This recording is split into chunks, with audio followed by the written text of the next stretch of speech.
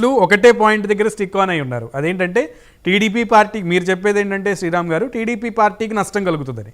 ఇంకో పక్కన TDP party manage చేస్తుంది, టీడీపీ పార్టీ రిజిస్టర్ చేస్తుంది మైండ్లో, ఎవరిని కూడా ముందుగానే ప్రిపేర్ చేస్తుందని పుల్లారావు గారు చెప్తున్నారు. ఓ పక్కన కృష్ణాంజనేయులు గారేమో డైరెక్ట్గా స్ట్రైట్గా పాయింట్ చెప్పేస్తున్నారు. టీడీపీ పార్టీ గత అనుభవాలని తీసుకొచ్చి ముందుకు పెడుతున్నారు. సో మొత్తానికి ఈ విషయంలో ప్రచారాలకి కాస్త కళ్ళెం వేసేటట్టుగా అధినాయకులు కానీ లేదంటే ఉన్నటువంటి అగ్రశ్రేణి నాయకులు కానీ ఒక విధమైనటువంటి యూనిటీని ప్రజలకి చూపించేటువంటి కార్యక్రమాలు ఏమన్నా జరిగితే, మామూలుగా విడివిడిగా సమావేశాలు పెట్టి లేదా ఒకళ్ళేమో డ్రా కదిలిరా అని పెడితే ఇంకొకళ్ళేమో బహిరంగ సభలు పెట్టి అక్కడ ఇద్దరు కలిసి మాకు ఓటేయండి లేదా రెండు పార్టీల కార్యకర్తలు మాకు ఓటేయండి అని ఇండివిజువల్గా చెప్పే కంటే ఒక్కసారైనా వీళ్ళిద్దరూ కలిసి బహిరంగంగా యూనిటీగా ఆ యూనిటీని చాటుతారు, అలాగే ఉమ్మడిగా కలిసి పోరాడదామని ప్రజలకి మరొకసారి ఒకే స్టేజ్ మీద, అంటే ఇంకా ఎలక్షన్స్ ముందు కనబడతాం అనేది సహజం, కానీ ఈ లోపే వాళ్ళకి యూనిటీని పోర్ట్రేట్ చేసేటువంటి అవకాశం ఉంటే బాగుంటుందని నేను అనుకుంటున్నాను. జనసేన తెలుగుదేశం పార్టీ ఉమ్మడి సభలు పెట్టేదానికి అవకాశం లేదు.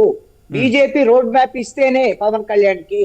ఇక్కడ నేను ఒక్క పాయింట్ ఫైనల్ గా ఒక పాయింట్ చెప్తాను. ఇందాక పుల్లారావు గారు పెద్దలు ఒక క్లారిటీ ఇచ్చారు, కానీ నేను కూడా ఒక క్లారిటీ ఇస్తున్నాను. బీజేపీ గిన తెలుగుదేశంతో పొత్తుగిన వద్దు అనుకున్నది అని అంటే ఆంధ్రప్రదేశ్ లో ఎవరైనా అధికారంలోకి రావచ్చు, ఏమైనా కావచ్చు, కానీ జనసేనని బీజేపీతో కలిసి పోటీ చేయించేదానికి అవకాశం ఉంటుంది. పుల్లారావు గారు కూడా చెప్తున్నారు కదా, బీజేపీకి వైఎస్ఆర్ కాంగ్రెస్ పార్టీ మిత్రుడు, జగన్మోహన్ రెడ్డి మిత్రుడు అని. మరి వైఎస్ఆర్ కాంగ్రెస్ పార్టీ గెలవడానికి వాళ్ళు సహకరిస్తారు. తెలుగుదేశం ఓడిపోయింది అనుకోండి, ఆ ప్లేస్ లోకి బీజేపీ వస్తుంది. అసలు టార్గెట్ అది పురంధేశ్వరిని తెచ్చిందే అందుకు బీజేపీ. కాబట్టి పక్కా ప్రణాళిక బీజేపీ ఉంది.